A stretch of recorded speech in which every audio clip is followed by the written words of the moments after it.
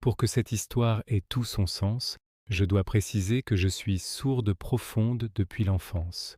Je porte des appareils auditifs puissants, mais une fois retiré pour la nuit, je suis plongé dans un silence absolu. Ce handicap m'a appris à être hyper attentive à mon environnement visuel, mais il y a des nuits où je me demande si le silence est une protection ou un piège. Tout s'est déroulé en janvier dernier. Je venais de déménager dans un chalet isolé dans les Laurentides, cherchant à m'éloigner du stress de la ville pour me concentrer sur mon art. C'est une région magnifique, bordée de sapins immenses, où les voisins sont espacés de plusieurs kilomètres.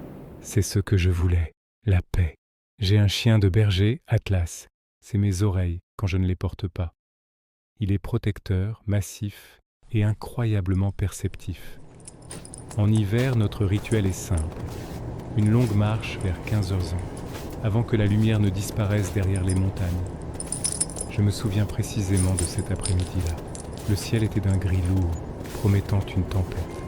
Nous avons pris un sentier que je connaissais moins, une ancienne piste de motoneige désaffectée. La neige était poudreuse, profonde. Atlas gambadait devant, mais il s'arrêtait souvent pour regarder vers la densité de la forêt, les oreilles dressées. Après une vingtaine de minutes, j'ai remarqué quelque chose d'étrange au sol. Au milieu du sentier vierge, il y avait un gant de cuir noir posé parfaitement à plat, paume vers le ciel. Ce qui m'a glacé le sang, ce n'était pas le gant en soi, mais le fait qu'il n'y avait aucune empreinte de pas autour, comme s'il était tombé du ciel, ou comme si quelqu'un avait pris soin d'effacer ses traces après l'avoir déposé. J'ai rappelé Atlas et nous avons continué, mais mon malaise grandissait. J'avais cette sensation de démangeaison dans la nuque, celle d'être observé. J'ai scanné la ligne d'arbres. C'est là que j'ai vu un mouvement. Pas un animal. À environ 50 mètres, parallèle au sentier, une silhouette marchait entre les arbres.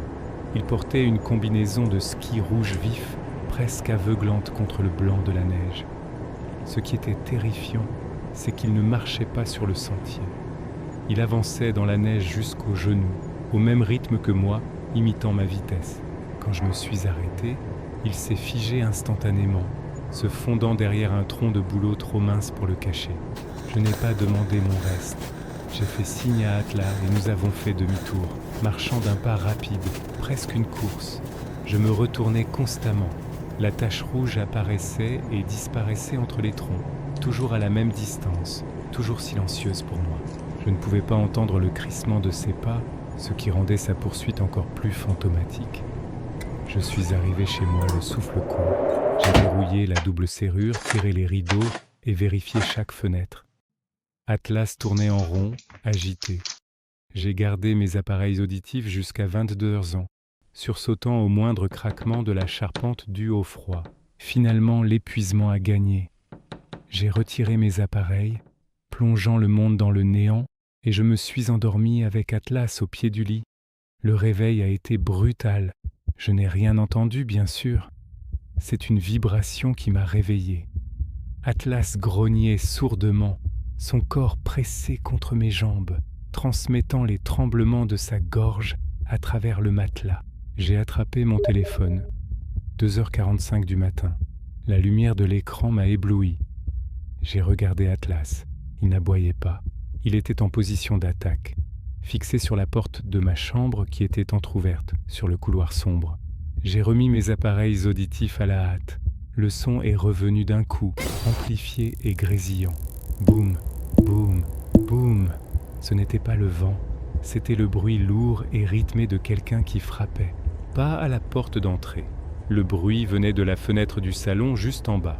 J'ai pris la batte de baseball que je gardais près de ma table de nuit et je me suis approché de l'escalier. Atlas est descendu en flèche, aboyant avec une férocité que je ne lui connaissais pas. D'en haut, je ne voyais que le foyer éteint et la grande baie vitrée qui donnait sur la forêt. La lumière extérieure à détection de mouvement était éteinte, ce qui signifiait qu'il n'avait pas traversé le champ du capteur. Puis, j'ai vu la lumière. Un faisceau de lampes de poche a balayé le salon depuis l'extérieur, traversant la vitre. Le faisceau s'est arrêté sur Atlas, puis il est monté lentement, marche par marche, jusqu'à m'éclairer le visage en haut de l'escalier. Pendant une seconde, j'ai vu ce qui se tenait derrière la lampe, éclairé par le reflet de la lumière sur la vitre. L'homme à la combinaison rouge. Il collait son visage contre le verre, souriant de toutes ses dents, une main gantée de noir posée à plat sur la vitre, comme pour dire bonjour. Il ne cherchait pas à entrer.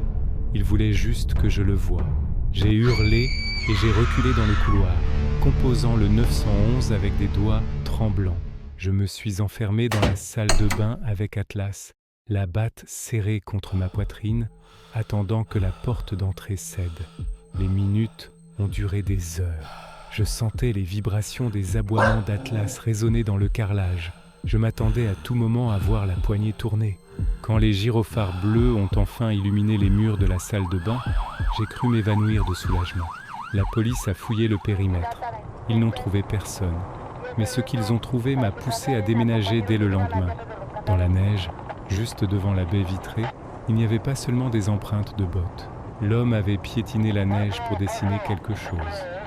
Vu du premier étage, c'était illisible. Mais les policiers m'ont dit que vu du balcon, les traces formaient une forme géante et grossière, un œil grand ouvert.